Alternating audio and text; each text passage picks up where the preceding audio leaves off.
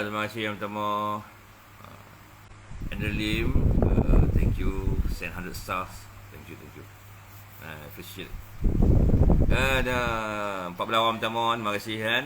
Saya ni dah banyak hari tak buat live kat Facebook saya ni. Tapi saya buat live dengan Datuk Seri Amir Hijaz punya Facebook. Dan juga TikTok Datuk Seri Amir Hijaz. Sebab saya ada di semalam dan sebelum ni berada di PWTC Tuan Yusuf Awang. Waalaikumsalam. Jadi saya pun tak nak guna banyak sangat page. Saya guna page Datuk Seri Amir Hijaz saja di Kuala Lumpur. Jadi sekarang saya dah berada di Lumut. Tuan Andrew Lim, saya dah berada di Lumut. Jadi saya kembali menggunakan page Ismi Rakyat. TikTok saya tak on lah. Saya lebih fokus pada Facebook sebenarnya. Di cerita sekarang ni kita mulakan dengan Assalamualaikum warahmatullahi wabarakatuh. Salam sejahtera, selamat petang kepada semua sahabat dan rakan-rakan seperjuangan. Kak Ruby binti Osman, waalaikumsalam. Jeba The British, waalaikumsalam. Thank you. Saad Ismail, thank you. Jadi cerita sekarang ni pada petang ni berkenaan dengan orang kata pasca Perhimpunan Agung UMNO 2022. Jadi kalau kita cerakin perjalanan Perhimpunan Agung UMNO bau-bau ni, Umat Army, jelas menunjukkan bahawa akar umbi partai memberi sepenuh keyakinan dan kepercayaan yang padu kepada Dr. Zahid Hamidi dan timbalan Presiden yang berhormat Tuan Mak Hassan untuk terus menjadi nakhoda kepada bahtera perjuangan UMNO dalam menghadapi liku-liku politik yang boleh kita anggap hari ini sangat mencabar di luar daripada kebiasaan. Makna hari ini, politik hari ini tak sama lagi seperti politik dulu-dulu. Mana satu perubahan paradigma yang jelas, yang mana hari ini masyarakat, terutama pengundi, banyak bergantung kepada media sosial dan juga konvensional media untuk membuat keputusan di kotak suara ataupun peti undi. Itu jelas. Mana hari ini kan, kalau kita perhalusi atau cerakin ucap dasar atau ucapan dasar Presiden, di situ Presiden menjelaskan dengan tegas bahawa kita ahli-ahli UMNO mesti menjebakkan diri kita dalam kempen politik moden melalui media sosial. Kita perlu lebih ramai lagi ahli yang buat live hari-hari macam saya. Tak kala di medium Facebook atau di medium yang lain, dan kita kena menguasai media moden ini supaya pengundi akan memilih kita di pilihan raya negeri dan juga pilihan raya pusat yang akan datang. Makna kita kena bermula hari ini. Kalau bukan kita, siapa lagi? Makna kita kalah di pilihan raya ke-14, ke-15. Faktor utama kekalahan kita adalah disebabkan kita tak menguasai media konvensional dan juga kita tidak menguasai media sosial. Yang mana mungkin terlepas pandang atau mungkin kerana kekuatan kewangan kita pada waktu itu sangat lemah disebabkan siri pengkhianatan yang dibuat bersatu dan juga proksi bersatu di dalam UMNO. Jadi kita jelas antara faktor trend kemenangan Perikatan Nasional berpunca daripada sumber kekuatan yang kukuh yang dimiliki oleh gabungan tersebut. Bila kewangan kukuh ni, automatik mereka mempunyai dana yang cukup untuk menggerakkan machinery atau jentera-jentera kempen mereka, terutama di medium mutakhir iaitu media sosial. Ni jelas. Jadi kita pun dah buat untuk bagi postmortem lah, bedah siasat kenapa kita kalah. Okey. Tapi hakikatnya walaupun kita kalah pilihan raya ke-15, tapi tidak ada pemenangnya. Yang mana Pakatan tak menang, Perikatan juga tak menang. Walaupun kita kalah, mereka tak menang. Betul? Contohnya Perikatan Nasional. Mereka ada 74 seat seluruh Malaysia. Tapi mereka nak jadi ketua kampung pun tak boleh. Nak jadi Perdana Menteri pun tak boleh. Timbalan tak boleh. Nak jadi menteri pun tak boleh sebab 74 kursi tidak melayakkan mereka diangkat sebagai kerajaan mengikut hukum negara kita. Sama juga dengan Pakatan. Mereka yang paling champion di pilihan raya ke-15, mereka meraih 82 kursi. Tapi mereka juga tak mampu mencetak nama sebagai pemenang yang mutlak kerana tak cukup 112 kursi mengikut hukum negara kita. Jadi kita kalah, mereka tak menang. Nak cakap seri tak adil. Sebab ada 82, 74 dan 30. Makna kita kalah, kita akui kita kalah. Macam saya pemain media. Dan juga jentera partai. Saya media saya main, jentera parti pun saya buat juga. Makna saya ni memang duduk dalam organisasi di peringkat cawangan ni. Makna saya ni normal macam yang lain. Saya fokus bersemua usaha untuk ke arah mencapai kemenangan. Saya mengakui kita kalah. Kita mengakui kita kalah. Kita hanya mampu menang 30 kursi dan partai kita hanya mampu menang 26 kursi. Dan itulah keputusan pengundi di kotak suara. Dan kita macam saya tak salahkan pengundi.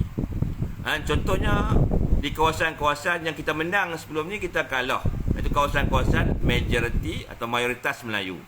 Saya tak marah sebab saya tahu asas atau dasar parti UMNO ni parti yang berkhidmat kepada masyarakat. Jadi saya yakin kita dah memberi perkhidmatan yang terbaik kepada masyarakat. Orang utara kata tinggal tak basuh punggung je.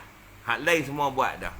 Makna bila kita tolak di kotak suara, bermakna bukan kerana kita tak berkhidmat. Bukan kerana kita tak buat kerja. Tapi kerana kita ada kelemahan dalam jentera kempen kita. Kelemahan kita bukannya di pergerakan jentera tradisi ni. Tapi kelemahan kita di pergerakan jentera media. Bermakna apa yang perlu kita buat hari ini? Ini cadangan saya, pandangan saya yang cetek. Kita perlu kemaskinikan jentera media sosial kita. Kita mesti menguasai Facebook dan juga menguasai media sosial yang lain supaya maklumat-maklumat tu kita yang dulu sampaikan kepada rakyat. Dan menangkis serangan media atau bloggers, cyber troopers, cyber pihak lawan kita. Kita kena jadi champion dalam media.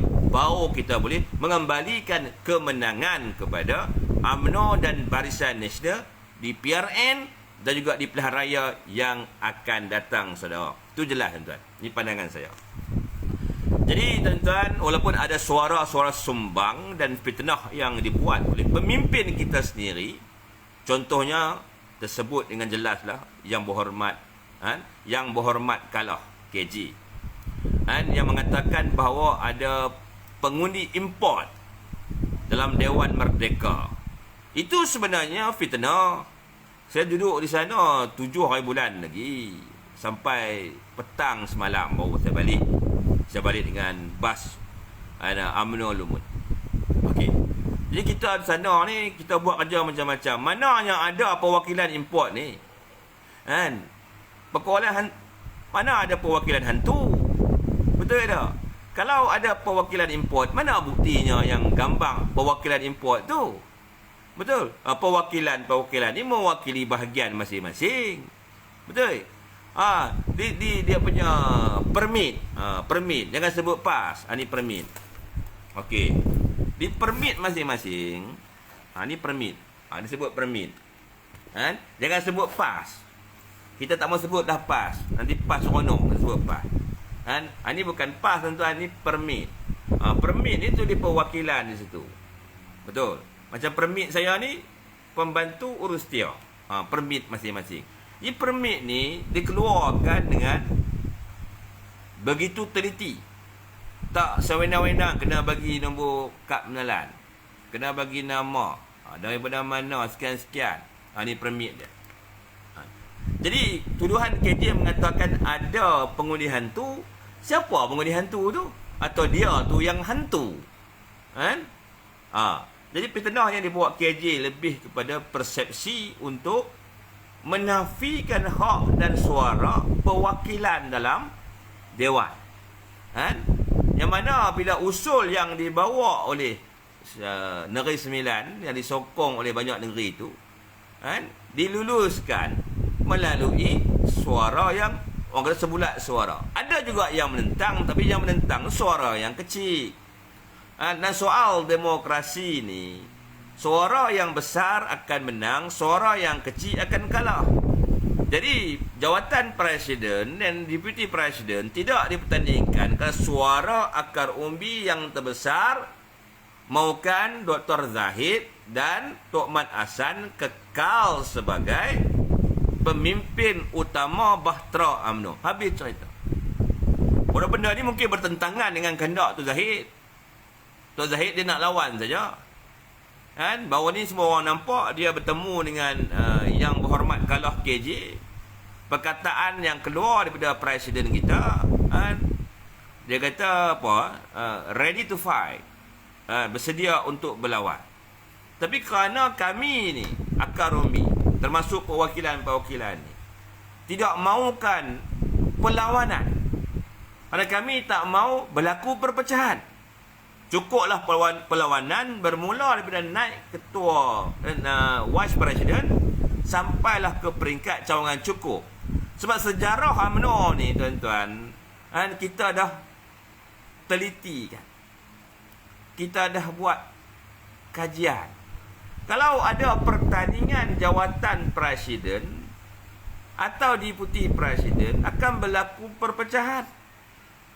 Wujudnya PAS kerana pertandingan presiden. Kita harus ingat bagaimana parti PAS atau partai PAS boleh wujud dalam arena politik. Berpunca daripada pemilihan UMNO juga. Lahir partai PAS. Yang sebenarnya wujudnya partai Semangat 46. Bagaimana? Juga kerana berpunca daripada pemilihan jawatan Presiden UMNO, maka wujudnya Partai Semangat 46. Tidak. Mana di situ kita lihat dengan jelas bahawa jika diadakan pemilihan untuk jawatan presiden, bermakna akan wujud partai yang baru lagi, akan wujud perpecahan yang cukup dahsyat dalam partai kita. Di kita ni nak mengelakkan mudarat yang besar. Kerana mudarat yang besar akan menyebabkan kerugian yang besar kepada perjuangan parti kita. Jadi kita memilih mudarat yang kecil, yang mana kita ni akan menyokong untuk tidak mempertandingkan jawatan presiden dan deputi presiden. Habis cerita. Dan bila benda tu diluluskan sebulat suara, makna dia jadi mandat ataupun dasar kepada partai kita. Dia tak ada lagi dolak dalih dan tak perlu ada suara-suara fitnah untuk memburuk-burukkan keadaan. Dan pemimpin lain yang ada keinginan, yang ada nafsu untuk mencabar jawatan presiden, kena akur. kerana mereka juga walaupun pemimpin, tapi mereka juga merupakan ahli Partai UMNO. Makna walaupun keputusan Perhimpunan Agung UMNO tidak mengikut kehendak segelintir pemimpin yang ada keinginan untuk mencabar jawatan presiden dan deputi presiden, mereka harus akui kerana mereka berada dalam pertubuhan, berada dalam persatuan. Dan keputusan persatuan, keputusan partai ini bergantung kepada suara mayoritas. Yang minoriti kena aku. Walaupun mereka mungkin ada kemampuan untuk lawan presiden, tapi dah akar umbi tak bagi. Dan kita tak bagi sebab apa? Sebab kita ni menjunjung titah Seri Paduka Baginda Yang Tan Agong. Saya pun sama. Kan? Antara orang yang dok gerakkan jangan buka jawatan presiden, jangan buka jawatan timbalan presiden. Sebab apa? Hak pertama tu menjunjung titah. Sebab demokrasi di peti undi gagal untuk membentuk kerajaan. Bermakna kerajaan yang berdiri hari ini kerajaan solusi Seri Paduka Baginda Yang Tan Agong. Bermaknalah soal apa pun kita kena meletakkan negara dan rakyat di atas sekali. Kita tahu kestabilan kerajaan yang berdiri hari ini bergantung kepada kestabilan UMNO. Sekiranya berlaku pergolakan dalam UMNO, perpecahan dalam UMNO, bermakna kerajaan perpaduan ni akan jatuh. Bila jatuh, akan wujud pula backdoor government yang tentu akan dikepalai oleh Mahathir Yassin yang belum lagi balik ke Malaysia. Betul? Kalau jadi begitu, yang ruginya bukan hanya negara dan rakyat, tetapi partai UMNO itu sendiri akan rugi. Kita akan dicepisan kumpulan yang kecil yang berpecah belah. Walau kita berkuasa pada waktu itu, mungkin orang nombor 2, mungkin orang nombor 3 bersama PN, tetapi nilai kita dah tak ada dah. Okay. Makna bersama PN untuk jangka masa pendek pun tak menguntungkan kita, dan untuk jangka masa panjang langsung menghancurkan kita. Jadi kita hari ini kena ada kebijakan dalam politik, menangani masalah dengan cara yang bijaksana. Dan ini juga bukti bahawa akar umbi UMNO dah tak nak lagi dah pergaduhan, pentilikahan, perpecahan. Dan kita tak mau parti kita ni hancur lebur kerana ketamakan segelintir pemimpin yang tidak mau menerima keputusan akar umbi dan masih lagi meletakkan kepentingan diri tempat teratas, nak menguasai parti kerana nak mengejar sesuatu yang menguntungkan diri mereka, keluarga mereka atau sahabat baik mereka. Kita di sini juga kita tak mau lagi nak mengulangi apa yang berlaku di pilihan raya yang ke-14, yang mana satu penggal kita dapat 3 kerajaan, 3 bapa Perdana Menteri. Nampak? Kita tak mau lagi ulangi perkara tersebut. Sebab apa kita mau ulangi? Kalau kita mau ulangi perkara yang sama, yang jadi mangsa itu rakyat. Tentu kesihatan ekonomi negara akan terjejas. Mungkin ekonomi negara terpaksa dihantar ke ICU. Kan? Sebab apa? Sebab pertukaran kerajaan tak henti-henti menyebabkan kesihatan ekonomi akan merosot begitu teruk. Bila ekonomi sakit, terpaksa tempatkan di bilik ICU, tentulah keadaan kesihatan ekonomi keluarga juga akan terjejas dengan teruk. Yang seterusnya, kita tidak mahu lagi amalan KKN ni, kan? Koruptor atau korupsi, kan? Kronisme atau kronism dan nepotism, KKN. Mana apa yang kita lihat hari ini, kerajaan yang ada dia menentang KKN, kan? Sedangkan yang sebelah sana dia tak menentang KKN. Dia kata dia lawan korupsi. Kan? Dia lawan koruptor. Tapi dia masih lagi mengamalkan kroni. Dia masih mengamalkan nepotisme atau nepotism. Makna amalan pemberian tender terus kepada kroni atau sahabat baik. Amalan menghadiahkan tender terus kepada nepotisme atau ahli keluarga. Makna kalau mereka kekal mengamal K dan N, bermakna mereka juga secara tak langsung mengamalkan korupsi. Itu cerita dia. Kan? Dan itu mereka berada dalam ketakutan bila pihak SPRM telah mula menjalankan siasatan terperinci kepada dana rakyat yang berjumlah 92.5 bilion ringgit Malaysia. Dan kita pun dah tahu ada tangkapan-tangkapan yang telah dilakukan pihak yang berkuasa. Betul? Dan tak lama lagi satu persatu kemukaran, ketidakmaksuman mereka, amalan-amalan KKN akan terbongkar satu persatu. Jadi pihak lawan harus akur. Sekiranya ada pemimpin mereka mengamalkan KKN, diheret ke mahkamah, mereka kena berlapang dada. Jangan bercakap kami bersedia disiasat, kami akan berlapang dada, tapi lapang dadanya setengah ekar. Kalau nak berlapang dada, biarlah beribu-ribu ekar. Barulah keadilan itu dapat tegakkan dan mengembalikan Malaysia sebagai negara hukum, bukan negara KKN. Kroni, korupsi, kroni, nepotism. Kita nak hentikan KKN. Sebab amalan KKN ni amalan yang akan menyebabkan kehancuran kepada kehidupan rakyat. Itu cerita dia. Okey, Abang Ken, Waalaikumsalam. Apa khabar Abang Ken? Harisli nak UMNO gaduh sama sendiri. Mana kita ada bergaduh sama sendiri? Kita dah menteraikan jawatan Presiden dan Deputy Presiden tidak dipertandingkan. Dan apa masalah Perikatan Nasional tentang keputusan kami? Apa masalah Perikatan Nasional? Masalah kamu tu gila kuasa. Selagi kamu tak boleh menjatuhkan Zahid, selagi itulah kamu tak boleh berkuasa. Kamu tak dapat menerima yang Anwar Ibrahim itu Perdana Menteri Malaysia. Kamu tak dapat menerima yang semua agenda KKN ditentang hebat oleh kerajaan yang ada hari ini.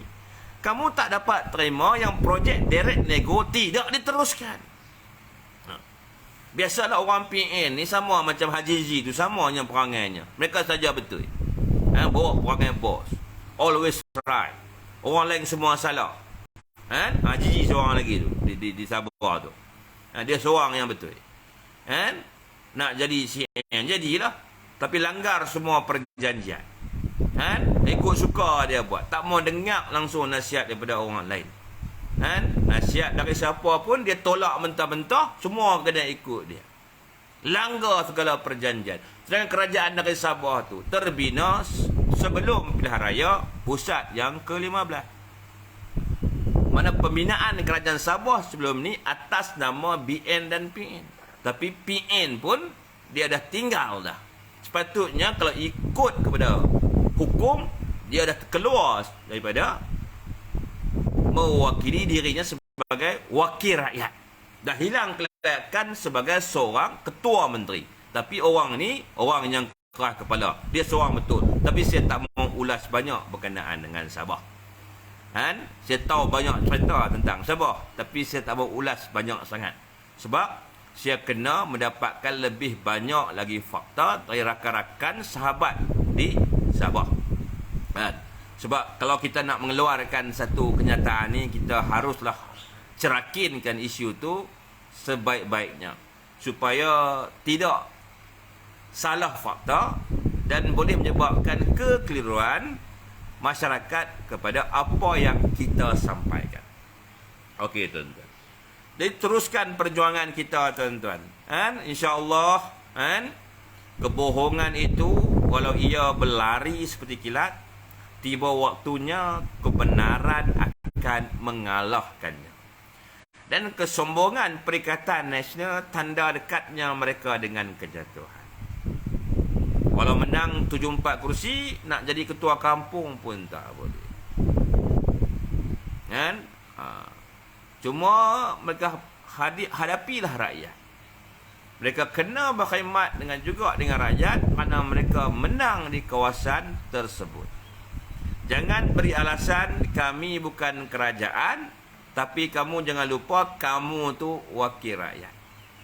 Kita UMNO telah melalui semua perkara ni. Betul? Bagi mereka lalui pula. Okey tuan-tuan. Berkenaan KJ ni sepatutnya mesti diheret dan dihadapkan ke lembaga disiplin. Sebab beliau membuat tuduhan sembrono tanpa bukti. Tak ada tilang. Tak ada tilang. Tak ada bukti. Dia kata ada pengundi import. Perwakilan import. Import ke mana? Import ke mana? Kita ni kata-katanya kenal perwakilan yang datang. Kita kenal. Betul? Mana yang ada importnya? Tak ada je import-import ni. Cerita je. Benarnya KJ ni dia tidak mau menerima hakikat yang game politiknya gagal untuk mempengaruhi akar umbi, gagal untuk diterima akar umbi. Jadi bila dia tahu dia dah kalah, dia mulalah buat perangai jahat dia tu.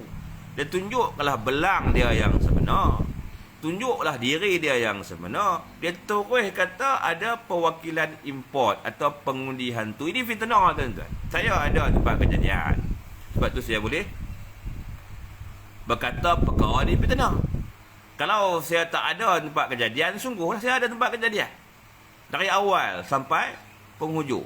Jadi kita tahu segala tuduhan-tuduhan yang dibuat oleh YBK KJ ni, tuduhan yang sebenarnya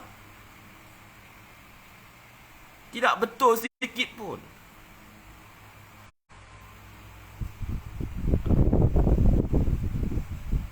Dia buat tuduhan ni kerana dia kecewa. Kerana gerakan dia untuk memburukkan presiden, gerakan dia untuk menjatuhkan presiden, gerakan dia untuk menjadi hamba kepada Perikatan Nasional tidak mencapai matlamat seperti yang dirancang. Mungkin dia dah kehabisan modal yang besar dalam agenda tersebut. Itu masalah dia, bukan masalah kami.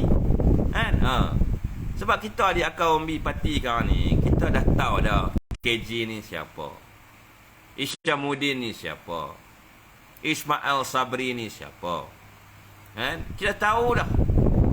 Mereka ni siapa, di belakang mereka tu siapa, kita dah tahu dah. Kita dah kenal mereka. Kerana mereka menunjukkan diri mereka yang sebenar ketika mereka bersama kerajaan Muhyiddin dan kerajaan Ismail.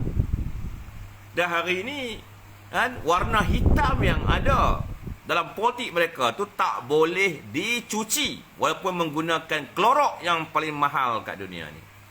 Makna orang akar umbi dah tahu dah mereka ni siapa. Itu mereka belum insaf. Mereka pandai nak mohon maaf.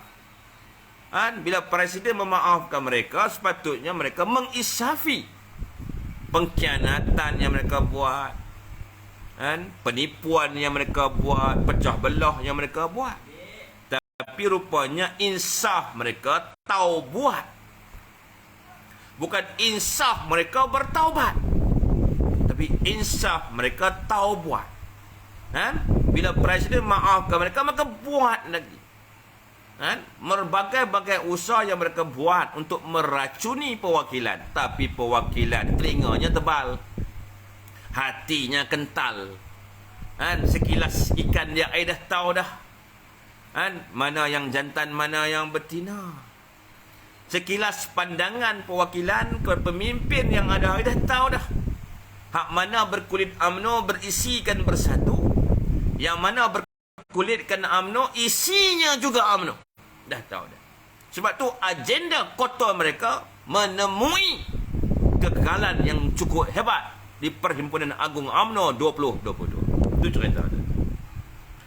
Dan kita berbangga sebenarnya, kerana akar umbi kita hari ini telah menunjukkan satu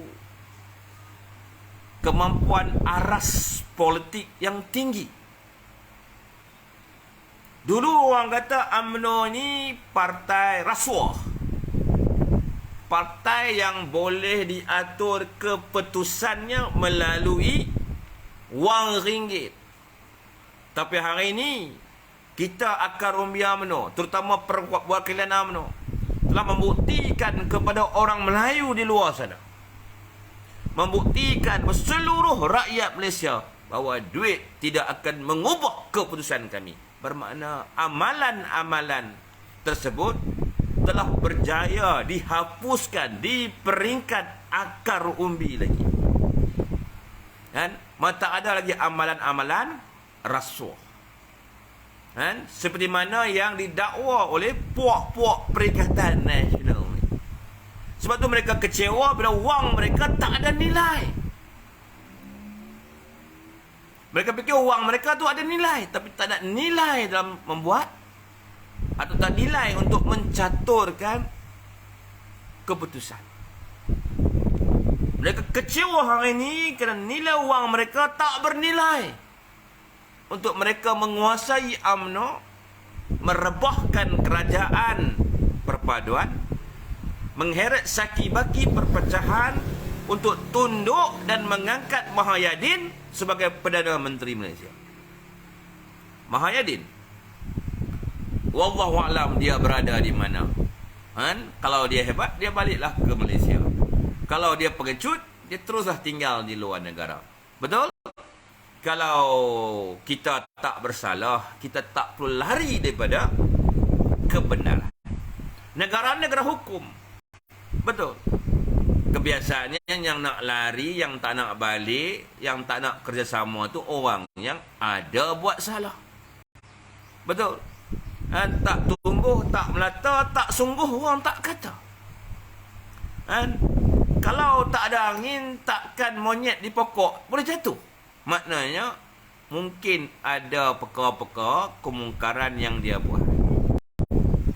Mungkin dia ada mengamalkan TKM, korupsi, kronism, nepotism. Mungkin. Tapi kalau dia tak mengamalkan TKM, dia beranilah menghadapi kenyataan. Tak perlulah nak menyorok di mana-mana negara. Okey. Apa? Kluster mahkamah? Ya, kami kalah disebabkan serangan media lawan yang menggunakan isu pendakwaan terpilih yang dibuat Mahathir dan Muhyiddin kepada pemimpin kami. Tak apa, benda dah berlalu. Tapi hidup ni ibarat roda saja. Mungkin dulu kamu klusterkan mahkamah kami. Mungkin hari ini kamu pula jadi kluster mahkamah. Mungkin hari ini kau menang 74 kursi. Mungkin akan datang kami pula menang 74 kursi. Apa yang kamu lakukan kepada kami mungkin akan berlaku kepada kamu. Sebab kamu bukannya bersih. Kalau kamu tu bersih, sungguh. Jangan tuduh, buktikan. Tak apa, brother Zainon. Masa akan menjelaskan segala-galanya. Masa akan menjelaskan segala-galanya. Yang benar tetap benar, yang salah tetap salah. Jadi kita sama-sama tengok kebenarannya. Sama ada Muhyiddin mengamalkan KKN atau tak mengamalkan KKN. Kalau dia amal KKN, dia hadaplah. Okey? Sebab selama ni pengundi yang menyokong mereka beranggapan bahawa kepimpinan Perikatan Nasional itu al-maksum, Tak ada dosa, tak mengamalkan KKM, tak mengamalkan rasuah, tak mengamalkan pemberian tenda terus, tak mengamalkan pemberian tenda kepada ahli keluarga. Itu mindset yang ada di kalangan penyokong Perikatan Nasional ketika pilihan raya ke-15. Sebab mereka menyokong atas dasar, atas keyakinan mereka pada waktu itu bahawa pemimpin Perikatan Nasional, terutamanya Mahyadin Yassin, seorang pemimpin yang bersih. Sebab media-media mereka ini sentiasa mengulangi kononnya pemimpin mereka pemimpin yang soleh, ahli syurga lah kata. Malah ada juga kan, politik meyakinkan undi kami terlepas dari sesaan kubur, undi kami terus masuk syurga. Ada juga yang memainkan politik yang sedemikian rupa pada waktu itu. Tapi hari ni ramai pengundi-pengundi Perikatan Nasional mula sedar ada perkara yang tak betul. Bak kata pepatah, harapkan pegar makan padi. Saya ulang. Bak kata pepatah, harapkan pegar makan padi. Disuruhnya ayam menjaga padi. Tuan-tuan, rupanya mereka bersedar, oh, ayam disuruh jaga padi. Kan? Ayam tu kata, saya tak makan padi. Saya ayam tak makan beras. Kan? Saya ayam makan rumput.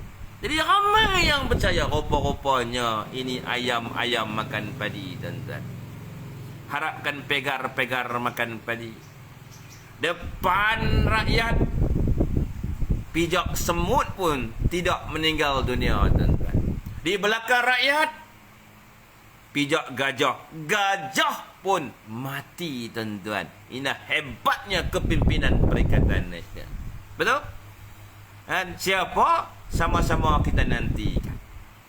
Dan kita nak negara kita menjadi negara hukum. Bukan negara kita menjadi negara yang politik menguasai segala-galanya. Hukum mengikut kuasa politik. Siapa kawan, tak kena dakwa. Siapa lawan, kena dakwa. Kita tak mau macam. Kita nak masa diberi dengan cukup kepada pihak berkuasa untuk menguruskan kes-kes yang melibatkan pemimpin Perikatan Nasional. Kita nak segala siasatan dilakukan secara telus, tanpa campur tangan daripada mana-mana pihak yang berpengaruh. Kita nak segala pendakwaan yang bakal berlaku tidak lama lagi dilakukan dengan secara yang mengikut tertib. Bukannya huru-hara. Dan kita tak mahu mana-mana pemimpin kerajaan menggunakan kuasa untuk memaksa Bersatu dibubarkan, memaksa PAS dibubarkan, atau berniat untuk mengharamkan mana-mana partai dalam gabungan Perikatan Nasional. Dan alhamdulillah setakat ini tidak ada. Adakah saudara-saudara nampak mana-mana rumah pemimpin besar Perikatan Nasional diserbu pihak polis? Ada? Rumah Perdana Menteri yang ke-8 ada? Tak ada. Bermakna apa? Bermakna Datuk Seri Anwar Ibrahim dan timbalannya Dr. Zahid Hamidi sedang mengislahkan pentadbiran kerajaan dan mewujudkan kesenjangan antara eksekutif dan badan yang melibatkan undang-undang dan kehakiman. Sebab dulu tidak ada kesenjangan. Tidak ada jurang antara Muhyiddin dengan yang sebelah sini. Betul. Tapi zaman Anwar, dia wujudkan kesenjangan antara kerajaan dan atau eksekutif dengan badan yang melibatkan kehakiman ni. Ini berita yang baik. Betul?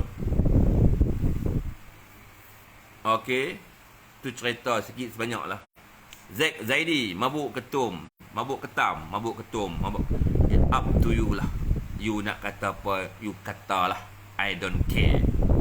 Saya tak peduli pun you kata apa. Kan? Yang penting, kan, saya sayang negara ni dan akan buat yang terbaik untuk mengembalikan kehidupan yang baik dan lebih sempurna kepada rakyat. Hari ini kita sedang menghadapi gelombang kejatuhan ekonomi dunia. Kenaikan harga barang yang tinggi. Dan sini semuanya berpunca daripada ketidakstabilan politik kita di penggal yang ke-14. Kalau kita nak mengembalikan ketidakstabilan politik penggal ke-14 di penggal yang ke-15, bermakna kan, keadaan negara dan rakyat akan semakin teruk. Hari ini juga kita tengok ada perubahan dari segi kenaikan mata wang, kan, yang tertinggi dalam tempoh 10 tahun. Kalau zaman Muhyiddin atau Ismail, kita akan dengar kejatuhan mata wang yang paling dahsyat sepanjang kemerdekaan kita. Tapi kita dah mula dengar balik kenaikan mata wang kita yang tertinggi dalam tempoh 10 tahun. Bermakna Anwar Ibrahim berjaya mengislahkan soal mata wang negara. Kan? Bermakna kenaikan mata wang kita tertinggi dalam tempoh 10 tahun. Itu petanda yang jelas permintaan ringgit begitu tinggi. Dulu mata wang kita jatuh kerana permintaan ringgit yang rendah. Itu dia punya punca dia. Dan bila kita cerakinkan, kenapa permintaan ringgit ni tinggi? Jawapannya FDI. Bermakna foreign direct investment dah kembali dalam negara kita. Banyak pelabur-pelabur asing mula yakin, mula berani untuk membawa wang mereka melabur ke Malaysia. Sebelum wang mereka bernilai di negara kita, mereka kena membeli ringgit dengan mata wang mereka itu. Sebab tu mata wang kita naik. Itu fundamental yang pertama, asas yang pertama. Asas yang kedua, kerana ekspor kita meningkat. Bermakna demand kepada produk-produk keluaran Malaysia meningkat di peringkat antarabangsa. Bila ekspor meningkat, automatik permintaan ringgit juga akan meningkat. Itu punca kenaikan duit kita yang terbaik dalam tempoh 10 tahun. Yang seterusnya, kerana perkara yang paling asas. Dunia yakin kerajaan yang berdiri hari ini tidak jatuh. Dan kemenangan kita di PAU tidak mempertandingkan jawatan presiden dan deputi presiden, sebenarnya mewujudkan keyakinan yang lebih tinggi dunia atau pelabur asing kepada negara kita. Bahawa kerajaan ini tidak akan jatuh sehingga tamat penggal yang ke-15. InsyaAllah dengan izin Allah Subhanahu wa taala. Mereka merancang, Allah merancang. Allah sebaik-baik perancang, saudara. Bermakna hari ini kejayaan mempertahankan kedudukan Presiden UMNO hari ini, pengorbanan yang dibuat oleh perwakilan akar umbi UMNO sebenarnya akan berrahmat yang besar kepada kesihatan ekonomi dan kehidupan rakyat Malaysia. Tak ada lagi. Soal DAP, soal acuan. Kalau acuan dia menjadikan DAP itu resis, dia akan jadi resis. Kalau acuan kita menjadikan DAP itu chauvinis, dia akan jadi chauvinis. Kalau acuan kita menjadikan DAP itu memperjuangkan kesamarataan, dia akan jadi kesamarataan. Dia bergantung kepada acuan. Dan acuan itu dibuat oleh kita. Kalau acuan kita menjadikan DAP hari ini partai yang tidak chauvinis, partai yang tak menyentuh soal agama, soal bangsa, soal raja, soal tanah air, soal hak, dia akan jadi macam tu.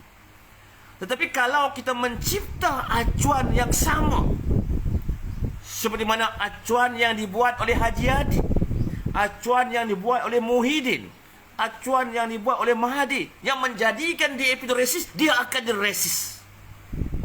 Itu cerita. Bermakna Dia bergantung pada acuan kita. Kan?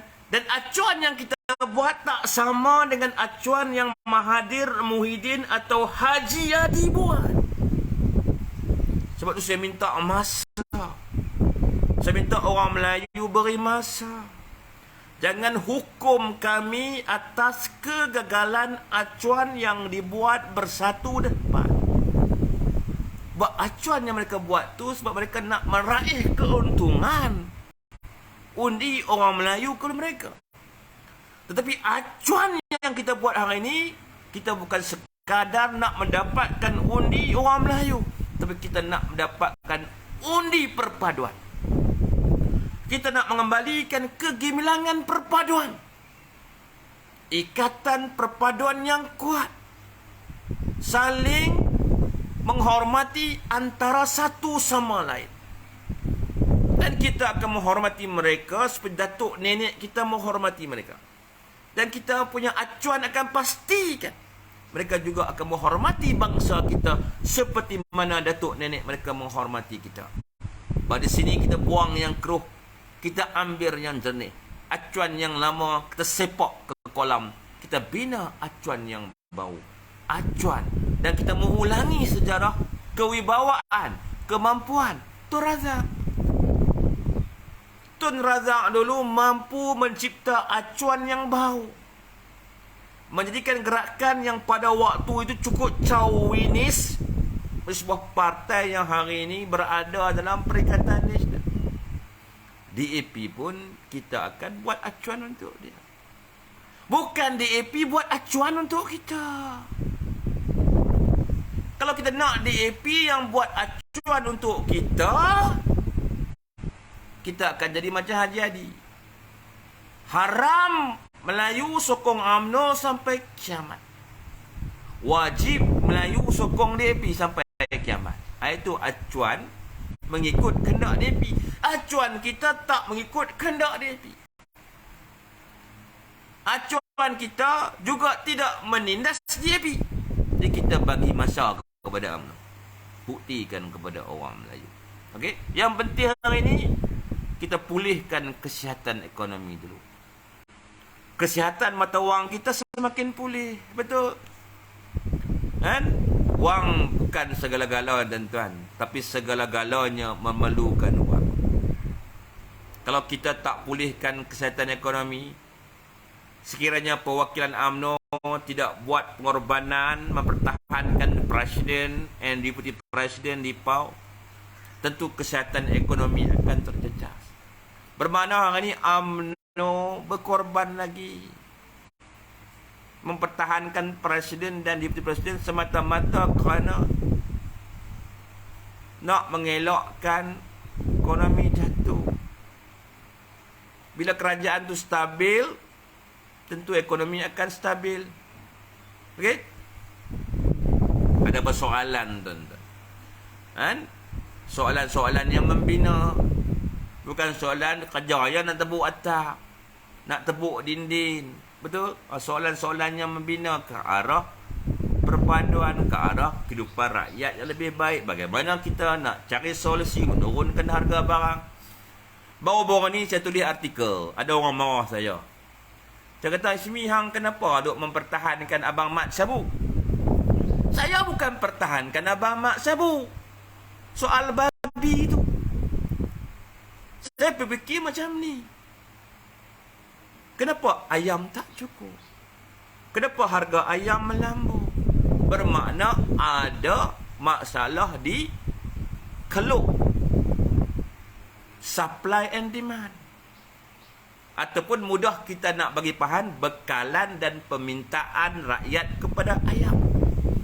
Bermakna bekalan tidak mencukupi untuk memenuhi permintaan rakyat terhadap ayam. Kenapa jadi begini secara tiba-tiba? Sedangkan kita tak mengeluarkan permit untuk mengeksport keluar ayam kita. Betul?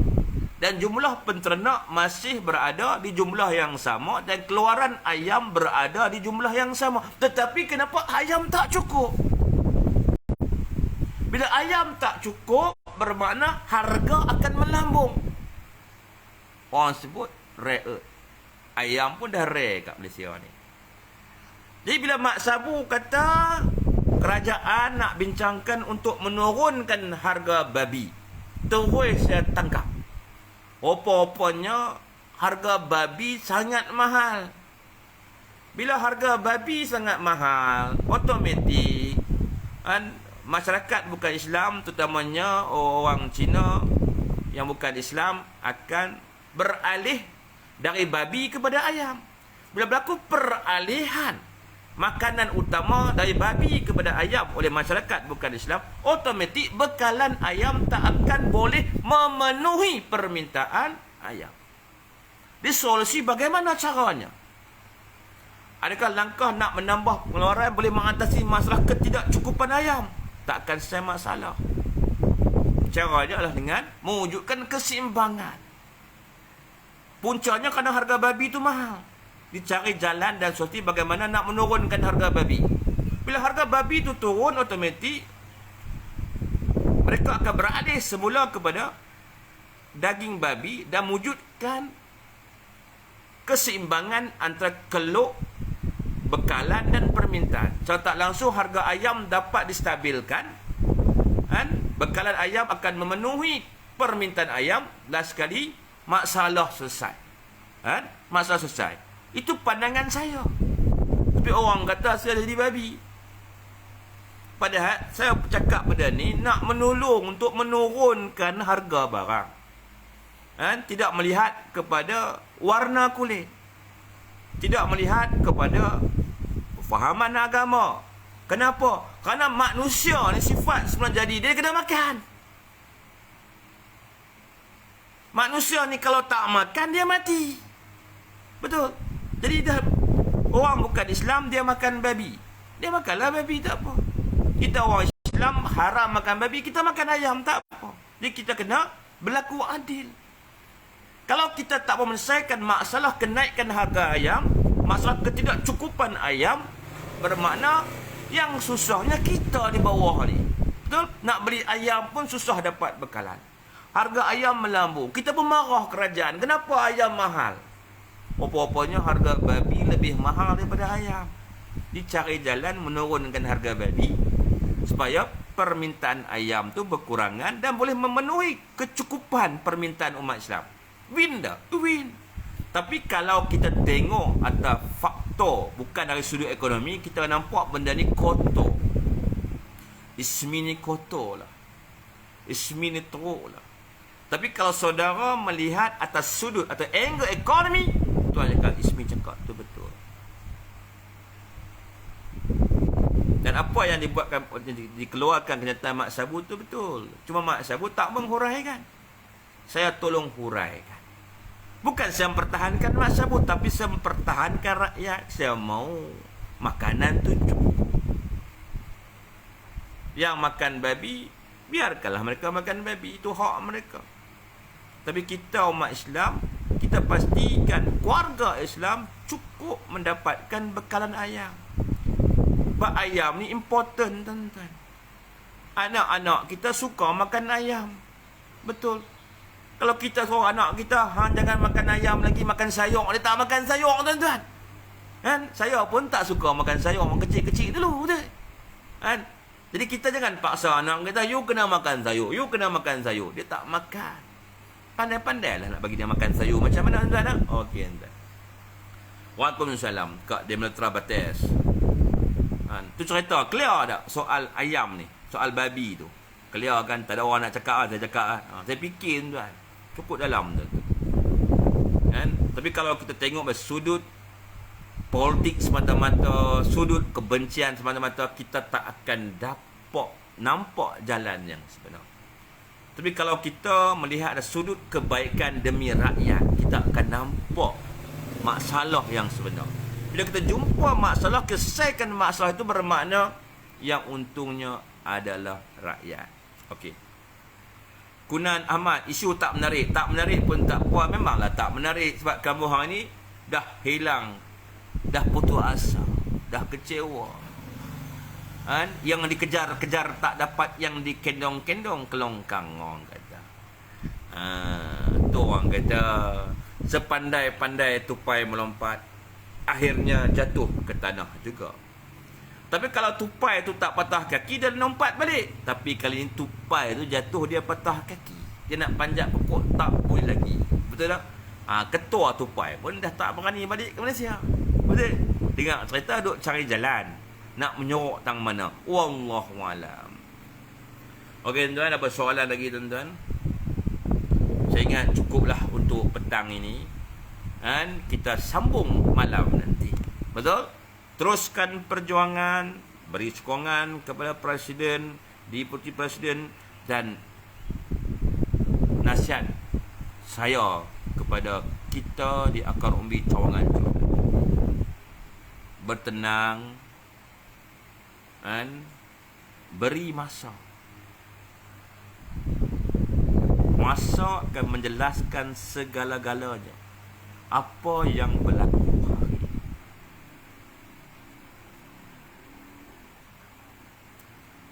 Dalam tempoh setahun lagi, orang yang mengundi PN pun akan kembali bersama. Itu saja. Pada waktu ni, kalau ada pihak yang minta saya kupaskan, saya boleh kupaskan permasalahan yang berlaku hari ini. Tetapi untuk pihak tersebut menerima mungkin sukar. Sebab hanya masa yang boleh menjelaskan segala-galanya. Itu je. Dia sabar. Yang ada segintir kumpulan-kumpulan tertentu yang tak berpuas hati itu sabar. Kita mesti minda mengawal emosi. Jangan kita biarkan emosi mengawal minda kita. Kalau emosi mengawal minda kita, tentu makhluk yang bertanduk tu akan datang bersama kita menghasut kita. Sebab tu kena pastikan akal mengawal minda, bukan minda mengawal akal. Takut yang bertanduk tu datang dia mai hasut kita. Jatuhkan presiden, jatuhkan presiden, jatuh. Jangan macam tu. Okey tuan. Zaidi betul. Ada apa soalan ni? Kunan Ahmad PN best. Yalah. Dan sama-sama kita tengok best tak mereka mengamalkan KKN. Korupsi, kroni, and nepotisme atau nepotism. Kita sama-sama tengok. Keadilan sedang mengejar mereka. Dan negara ini sudah kembali menjadi negara hukum yang adil.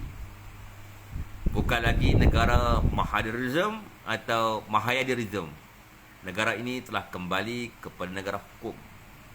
Keadilan sedang mengejar mereka. Larilah mereka ke mana pun. Tak nak balik pun tak apa. Yang penting masyarakat mengetahui perkara yang sebenar. Inilah proses kematangan sebuah negara. Dan segala yang berlaku hari ini merupakan pengalaman yang cukup berharga, yang boleh kita bukukan untuk rujukan generasi yang akan datang. Wallahu a'lam bishawab. Wabillahi taufiq wa hidayah. Wassalamualaikum warahmatullahi wabarakatuh.